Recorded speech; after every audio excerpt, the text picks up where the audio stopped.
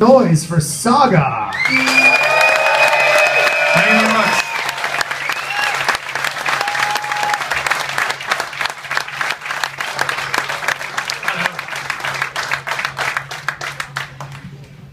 Why don't we introduce ourselves? Hi, my name's Michael. What's your name? You're right, Mike SAGA. Mike Thorne. Jim Gilmore. That was working. Hi, everybody. There we go. Make noise one more time. Why don't we open up with some questions? Anybody got a question? Anyone? Anyone? There we go. What's your name, sir? What's your name, sir? Tim, where are you from? I'm sorry? I heard you the first time. Just sorry. I love it. Tim, what's your question? When I know you guys just decided to start things, and how did you start it? Was it just one or two of you that said, hey, let's throw us together, sit in studio and experiment? How did it start? The whole band? That's his idea. That was a mistake. Ooh. The truth comes out. For how many years?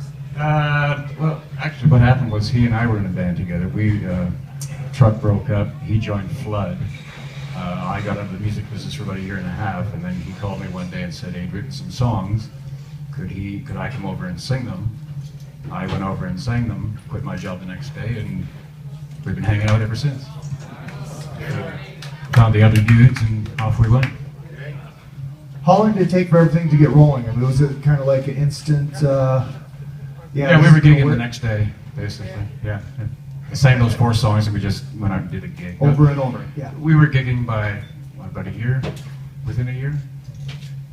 Well, the first show was Quebec City, right? First show was in Quebec City, and we played, I think, 4 or 5 shows a night. We played till like 3 o'clock in the morning, until the whole town was asleep. Our first official gig was the Tudor Tavern. June 13th, 1977. Cambridge, Ontario, the Tudor Tavern. Anyone was there? Yeah, right.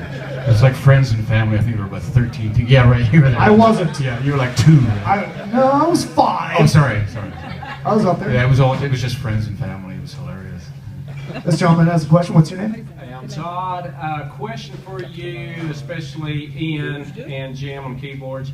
The interplay between you two guys with the keyboard, guitar, going together, duet, and what we all here know about. Did that just kind of come natural? Did y'all kind of say, "Oh man, that's a great lead. I want to double up on that"? I mean, It kind of works both ways. okay. I might come up with a lick and Ian plays it, or he might come up with a lick and I play it, or we work on them together. There's no rules really. It's whatever feels good. This gentleman right here. Yeah, that kind of flows from that. How do you write these badass, complicated arrangements? Does somebody write the song and the rest of you chime in? Lots of beer. You do it, you just rehearse Throw a whole it? bunch of notes in a hat and just see what comes Does it out. take endless rehearsals to work it all out, or does somebody kind of have the body of the song and people add flourishes, or how does that work? It's generally like a germ of an idea. Yeah, it blossoms out from a little idea, and then we expand on it. And sometimes they come really fast, and sometimes we really have to work on it, and practice to get them tight. But most of the time, it comes naturally, and we don't force it. It's usually about like 10 or 15 songs that we don't use. For every one that we do use, there's about 10 or 12 songs that we just trash, or we rarely revisit something. I mean, there was one that we worked on, we tried to make it into a song over and over and over for years and years, and it never became a song. But it was the catalyst for other songs. Oh, that's It's like, let's try and make a song out of this one on this album, and it's like, 3 songs came out of it, and it never made it onto a record. It finally did. It was one of the chapters, I believe. We finally found a home, but Do you guys still sweat it out in a jam space, or do you still do you email stuff? I'm good back here. I'm just chiming in. Sorry. do we what? Do you still sweat it out in a jam space with the core guys, or is it emailing now, or how do you guys still go about writing? Individual ideas, writing at home, and then get together and throw all the ideas into a melting pot and see which ones are worth working on. And, But this album that we're just about to release, it's called Sagacity. Comes out June 6th, but we rented a cottage up north, and we spent 2 weeks doing the arrangements. And it was not up north shore, it was in Port Stanley, minus 40 degrees. Unbelievable, but we worked 12, 14-hour days getting the arrangements together. All right, this gentleman right here. Mark from Calgary, Canada. Hey, Mark. Quick question. Nothing technical here. Just any plans to tour, Canada or at least somewhere in North America? Well, actually, having been the last 3 days talking to a lot of people about that very thing, and actually doing North America, we're looking at possibly doing a package. I think the only way to really make it make sense is to do a good package with maybe, we did Marillion, for example, the two of us did a co-headline thing in Europe. We've been talking about possibly teaming up with UK and doing something, which I think would be a great package. But it's time we did more shows in Canada, and B, shows in period in America. So I think 2014 we should make a concerted effort to come and see. And now you're going to get mad if we don't. So You said. Hi, Pete from Rhode Island. Was there one album that was really challenging overall? The others maybe over time? Generation 13, without a doubt. That's what I kind of figured. Yeah, you're right. That was a real, labor of love, but man alive, that was a real jigsaw puzzle. We had really. What made it like that? Why was it so tough? One of the guys, the next door neighbor to our studio was Keith Olsen, who sold like 100 million albums. And he looked at the song list for Generation 13. He said, "You guys are insane. Like, this is impossible. Nobody will ever pay you royalties on this." And we just did it anyway. So it was just something we wanted to do. All the way over here. Hold on. Now I have to run. Hear my alto is jiggle. Well done. A question for Jim or Daryl, I'm not sure what you go by. When you're not playing bass on stage, what are you playing? Bass on the keyboard. When you're not playing bass on stage, what are you playing? Basically plays the keys that I'm in my keyboard station. You mean, what does he play in general, or what specific keyboards? No, in general. In general, well, he will. What happened was, I was stuck behind the keyboards most of the time, and at the beginning, and then it's like, well, wait a minute, you're the singer, you should be entertaining, so how can we fix that? So we found a couple of songs that were easy on bass for me, and easy on keyboards for Jim. We just switched, put me out front. So he will go back to my keyboard setup in songs like that, and get me more out front, and do my dancing and all that stuff. Hi guys. Hello. I'm going to speak carefully because I'm English, yeah? Michael, last year I asked you if you were influenced by Grateful Giant, if you remember that. Yeah. Did that influence the complexity of your music in the early days? No doubt. Subconsciously, it wasn't like, let's sound like Gentle Giant, but we loved the arrangements. We were yeah, and I'm sure it seeped in. And what's it like being on the same boat as Gary Green? And Have you seen Three Friends? I saw Three Friends. It was stunning. Fabulous. Absolutely stunning. Unbelievable. Yeah, absolutely unbelievable. Thank you, guys. Anybody else? Right here. This one's for Ian. During the Behavior Wildest Dreams period, you had an attachment on your guitar, kind of like a keyboard thing. Whatever happened to that? What was it called? Somebody's talking to me?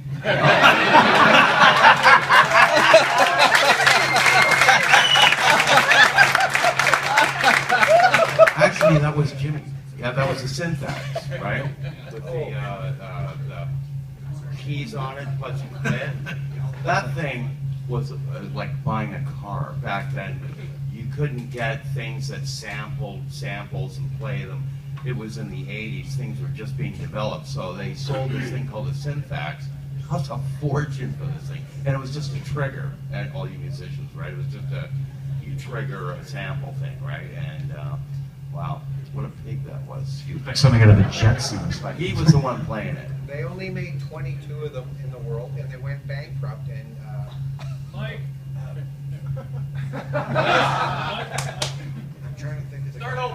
Virgin Airlines. What's his name? Richard Branson took all the money. Anyway, Misty said they only made 22 of them, and then they went bankrupt. Yes. Hi, Eric from New York. Stalker, right? Yes, the stalker. You're a stalker. Personal stalker.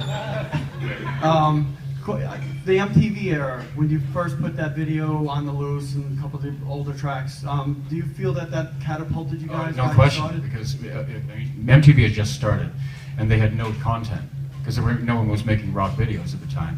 So I think they had a handful of videos to show. So we were right there with a video, and fortunately we got to get played like 10, 20 times a day.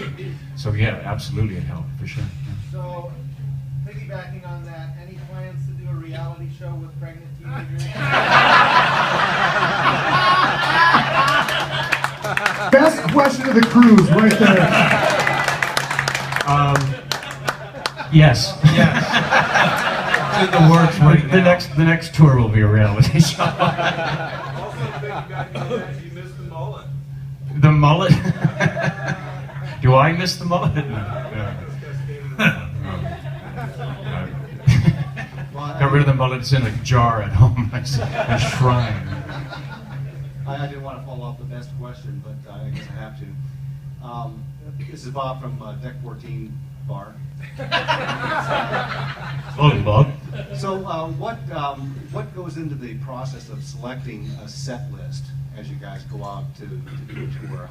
How do you select the songs? What in the order that they're in, and is it based on the demand that the public wants to hear, or what goes on? It's a little bit of everything. I mean, you want to promote the new record, but you don't want to play too much of the new one because people are not familiar with it. So you usually do like 2 or 3 of the new one. The standards that people are expecting to hear, and ones that they won't let you out of the building unless you do play. And then you try and throw in some surprises here and there, and stuff that either you've never played live or you haven't played for a very long time. And putting the actual songs together is about the flow, and just imagining how the set will go, and highs and lows, and how you're going to end it, how it goes in the middle. Like I guess producing a film, really. Do you ever change them? You usually it'll go through a few changes within the first couple of weeks. By the second week, you pretty much got the set, because then you'll see how it's paced and how it's working and how it's not. So. We got one over here. I feel like Phil Donahue. Man, like you just had a shot. What was it? Here you go. And the DNA tests are in, and you are not the father.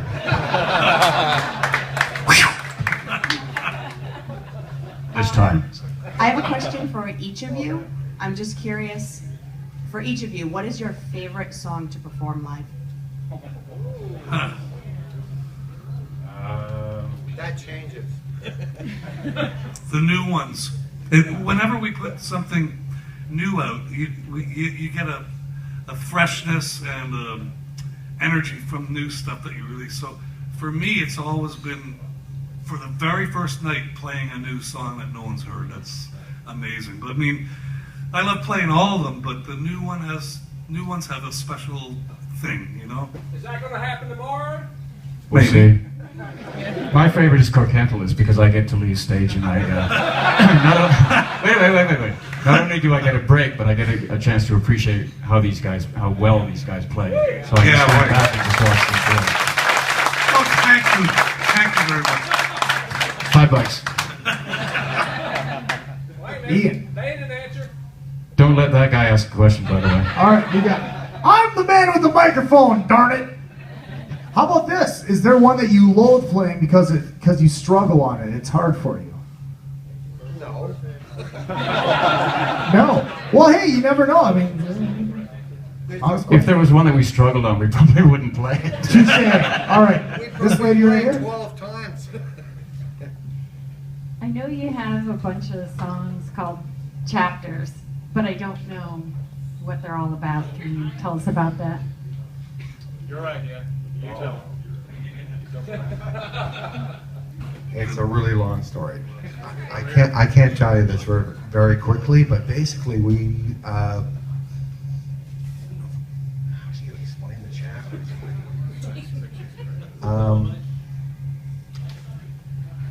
The chapters are,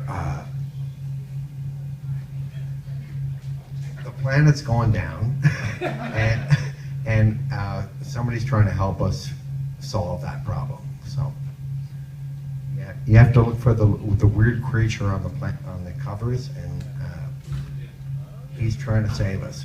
Okay? All right, we got one for Ian. Oh, we got one for Ian over here. Someone else wants to talk to you, Ian. Where? Unless it gets, yes, sir. Unless this is too much of a soap opera, can you comment or talk about your involvement with Asia and whether you were asked to join the band or you were just guesting as a guitarist on that album in what, 99? Yeah. 2000 era. Well, I met the guys when we did a show together in Europe, a couple of shows. So I met Jeff Downs and John Payne at the time, the singer. A couple of years later, John called me up and asked me to come over to Wales and start writing. And for a really progressive record, we wrote our brains out actually. And then it was about 5 weeks I was there, and then I went back for another 3 weeks, and the music had changed. They kept going through different management. They went through 3 different managers while they were hiring me to play guitar on the record. And by the 3rd time I went over, all the music was different again. And I think they were getting advice from people or something, I'm not sure. But it was really just a hired gun. I wasn't going to dive in and, join the band. But, yeah, they hired me to come over and play. Yeah, gentlemen, and thanks for signing my record. I still need Jim, but what was the process? You guys have been together as a band for quite a while, except for your drummer, and I'm wondering what was the process? Well, we have to ask a question, It's Mike, is it, or Mark? Mike Thorne. What was Ladies the and gentlemen, the new member of the family. How did you guys settle on Mike to be your new drummer? Appearance. The singer, he could sit in for me anytime. For me personally, it was YouTube auditions, and he submitted. I think you were the very first one actually. Remember him saying, "Well, here I did this one real quick. I've got to go to work, but I'll be back and I'll do a few more." I remember seeing his audition tape and thinking to myself, well, unless someone else comes along and just completely blows this guy away, this is the guy. I mean, out of courtesy, we listened to all the submissions, but for me, my mind was pretty much made up just watching the very first one.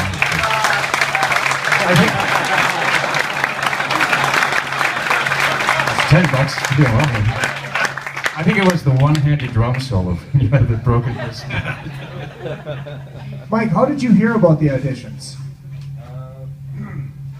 I was at a friend of mine's house, and I was told that SAGA needed a new drummer, and they were having auditions. So I went home, and Have you heard of us before? yeah, I heard. Have you ever seen us before? I was a big SAGA fan. I grew up listening to the songs, and I knew them already. So I figured, well, I probably had a chance. So I auditioned, and I just kept making more, and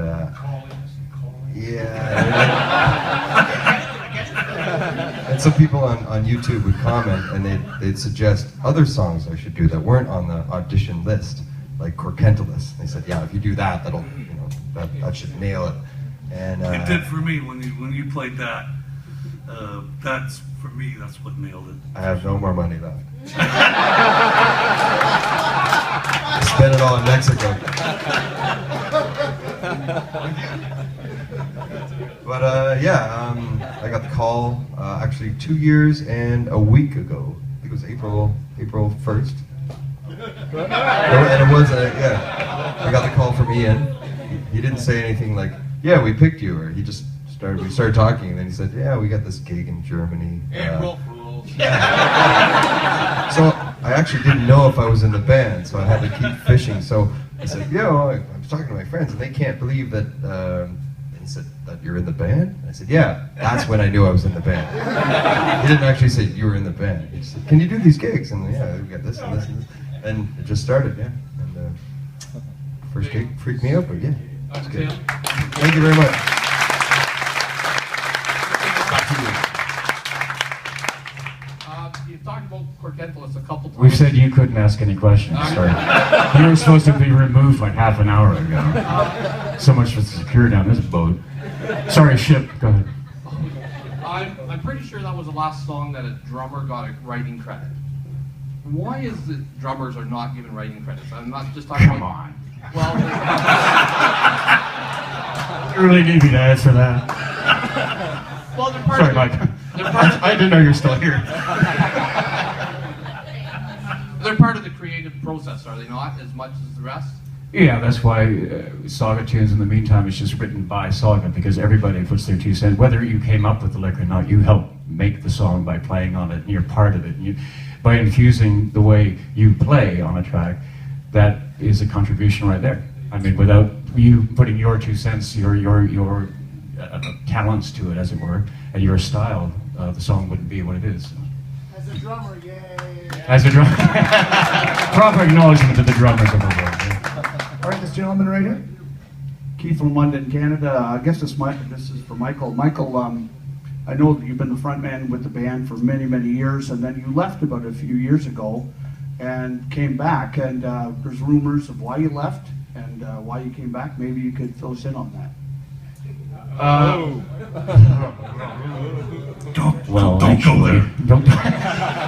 What's my cover story? I had always wanted to have a family, and just and it'd been 30 years, and I just wanted to take a little break and do that. I called it permanent, but I think in the back of my mind I thought, well, perhaps one day I may consider thinking about the possibility of discussing the idea of perhaps considering returning. So I kind of left the door open, not thinking, yeah, one day I'll come back and see about 5 years from now, I think I'll just come on back and say, bye, thanks a lot, Rob. It just happened naturally. The timing was right. We didn't really plan it. It just kind of fell into place. How did you feel getting back into the... Fantastic.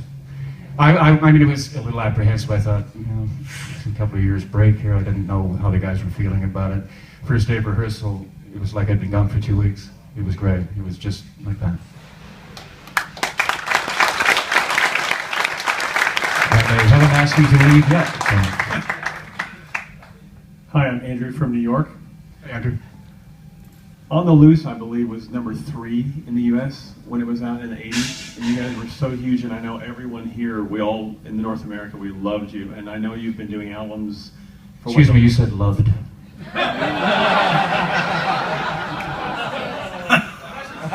Past tense. Oh, we all still love you.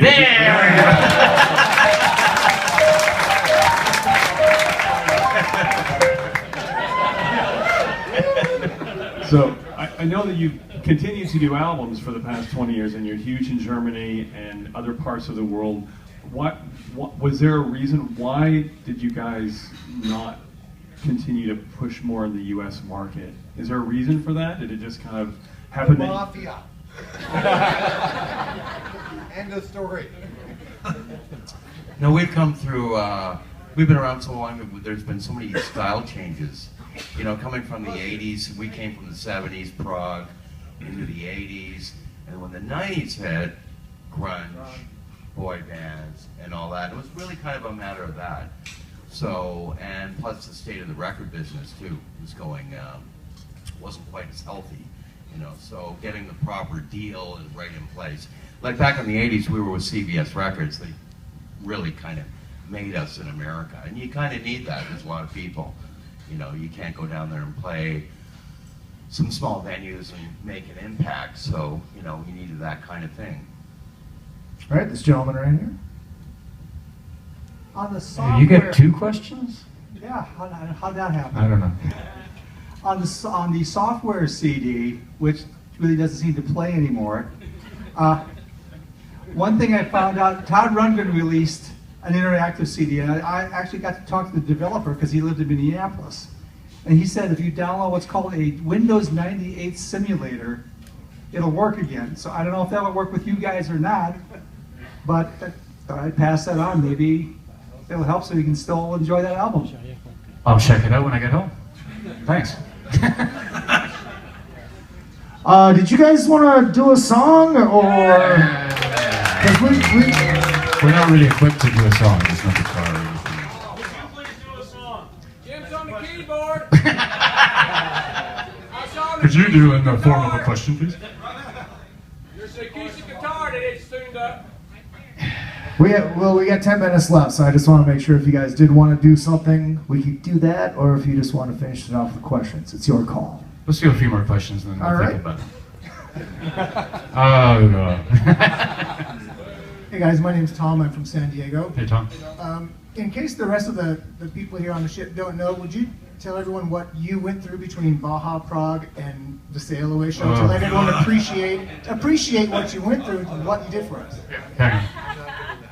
I'll field this one. Okay. That's the drummer to a drummer. I appreciate it. Oh, cool. The other guys, whatever. Oh, sorry. Finally, one that gets it!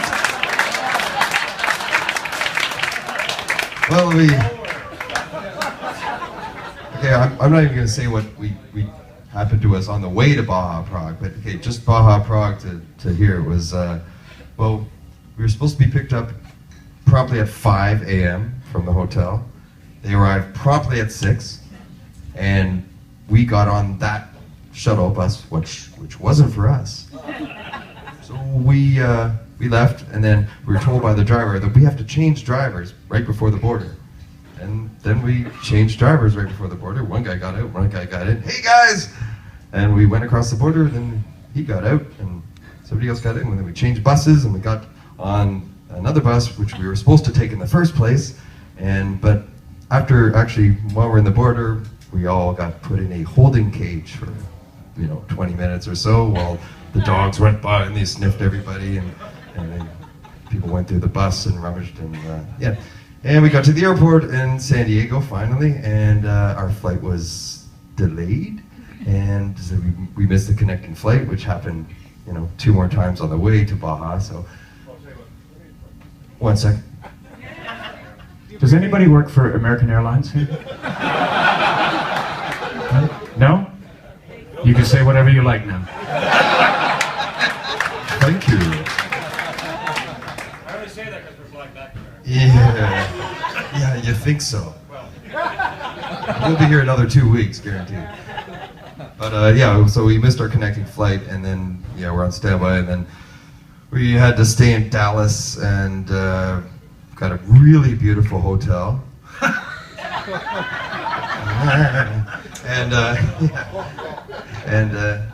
So then we get to the airport, and our flight's on time. That's great. Yeah. And we get on the plane, and it takes off, and it lands, and then we're stuck on the tarmac because the hydraulic system's on fire. So, ladies and gentlemen, we apologize for the 2 large fire trucks approaching on the right side.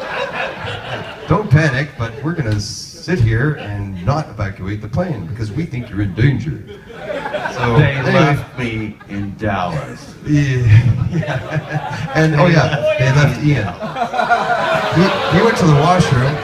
I was by myself, no ticket, in Dallas. And he still managed to get And we here had to before play us. that day. They That told was us Monday. we get to the flight. They said Ian Crichton is on the plane. We said, "You're sure he's on the plane?"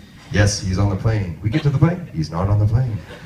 So, but yeah, he got here before us.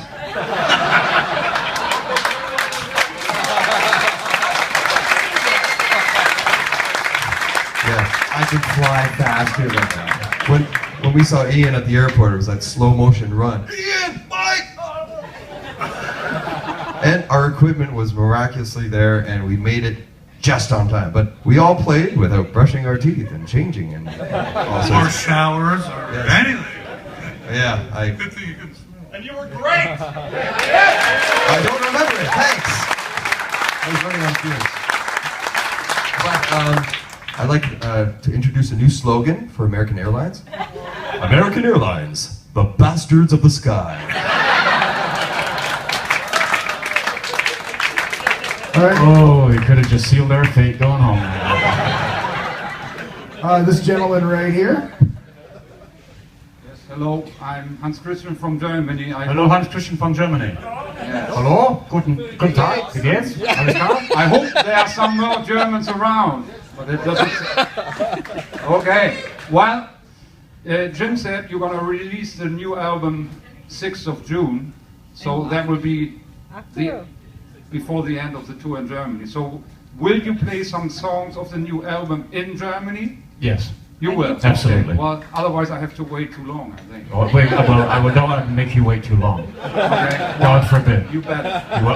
Or else?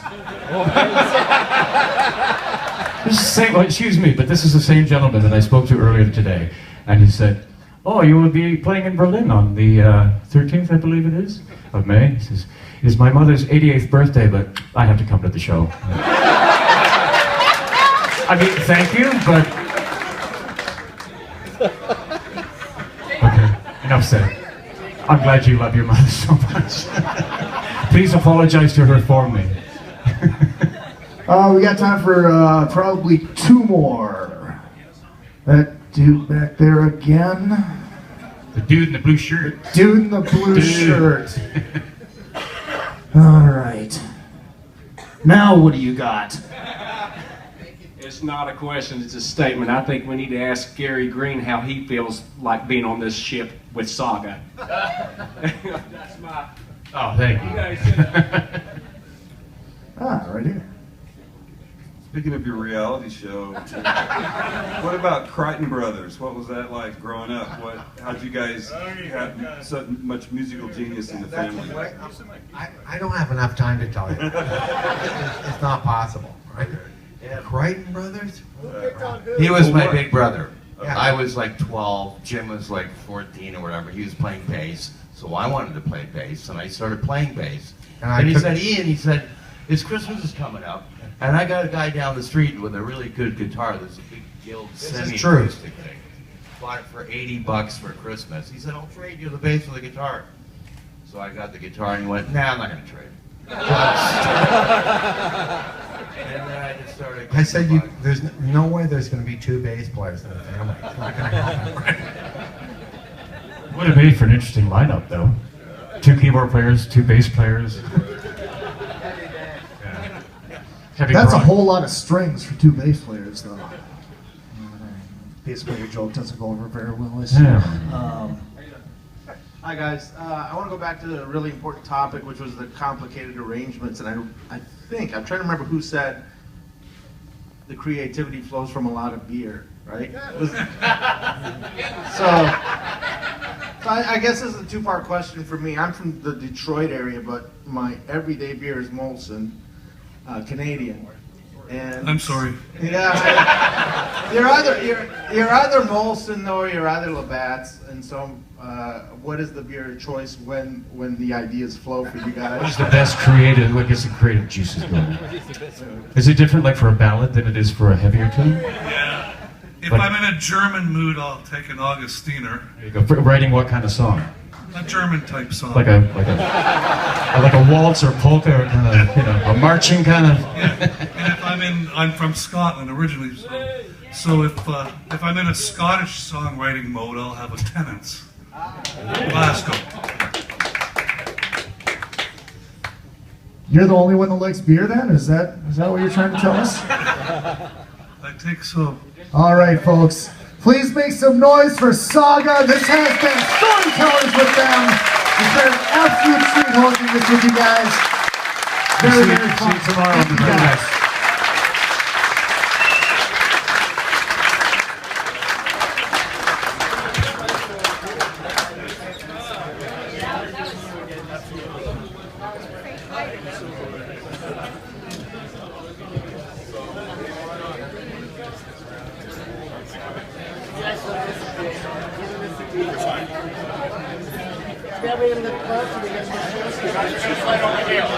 Slide over here.